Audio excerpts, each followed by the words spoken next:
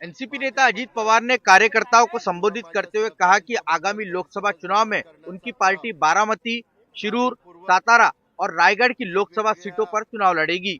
इस ऐलान के बाद से साफ हो गया है कि अधिकतर सीटों पर चाचा और भतीजों की पार्टी के उम्मीदवारों के बीच सीधा मुकाबला होगा। इसमें सबसे रोचक मुकाबला बारामती लोकसभा सीट पर होने की उम्मीद है, जहां से फिलहाल शरद पवार की बेटी सुप्रिया सुले सांसद है। सातारा आणि रायगढ़, बारामती, शिरूर, सतारा और रायगढ़, इन सीटों पर तो हम चुनाव लड़ेंगे ही, लेकिन इसके अलावा भी कुछ सीटें हैं जो उद्धव ठाकरे गुट के सामने लड़ेंगे, जहां पर हमारी ताकत है। अभी तक सीट बंटवारे को लेकर कोई बातचीत अमित शाह साहब या फिर देवेंद्र फडणवीस और शिंदे साहब से नहीं हुई है। मीडिया में खबरें आती रहेंगी, लेकिन उन खबरों पर विश्वास आप लोग मत रखिएगा। सीटांचा वाटप त्या ठिकाणी करायचंय। बारामती के अलावा सातारा, शिरूर और रायगढ़ की सीट पर भी एनसीपी शरद पवार गुट का दबदबा रहा है। एनसीपी में हुई फूट के बाद अपने मजबूत किले पर ही अजीत पवार दाव खेलना चाहते हैं।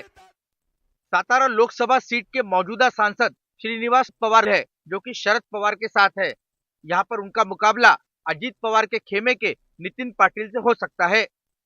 शिरूर लोकसभा सीट, यहाँ से मौजूदा सांसद अमोल कोल्हे है, जो कि शरद पवार के साथ है। उनका मुकाबला यहाँ पर अजीत पवार गुट के पार्थ पवार या फिर शिवाजीराव आढळराव पाटिल से हो सकता है। रायगढ़ सीट से मौजूदा सांसद सुनील तटकरे है, जो कि अजीत पवार के साथ है। उनका यहाँ पे मुकाबला अनंत गीते यानी उद्धव ठाकरे की पार्टी के नेता के साथ हो सकता है। अजीत पवार ने अपना अलग रास्ता चुना है, उनका अलग दल है। ऐसे में चुनावी मैदान में मुकाबला होना ही है, जिसके लिए हम तैयार हैं। निवडणुका होतीलच। बारामती लोकसभा पवार परिवार का गढ़ माना जाता है। इस सीट से लगातार दूसरी बार शरद पवार की बेटी सुप्रिया सुले चुनाव जीत चुकी है। 2024 के चुनाव में भी ताकत के साथ ताल ठोकने के लिए तैयार है, लेकिन अजीत पवार ने बारामती लोकसभा में उम्मीदवार उतारने का ऐलान कर इसे फंसा दिया है। आपको बता दें कि अजीत पवार बारामती विधानसभा से ही महाराष्ट्र के सबसे ज्यादा वोटों से जीतने वाले विधायक रहे हैं।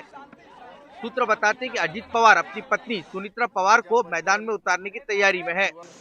हालांकि शरद पवार खेमा इसे चुनौती नहीं मानता। चुनाव इस लिहाज से भी महत्वपूर्ण होगा कि जनता में आखिर पकड़ किसकी मजबूत है, शरद पवार की या फिर अजीत पवार की। जहां तक विधायकों की बात है तो फिलहाल शरद पवार के मुकाबले अजीत पवार का पलड़ा ज्यादा भारी नजर आता है। पुणे से प्रतीक्षा पारखी के साथ रौनक कुकड़े, एनडीटीवी इंडिया के लिए।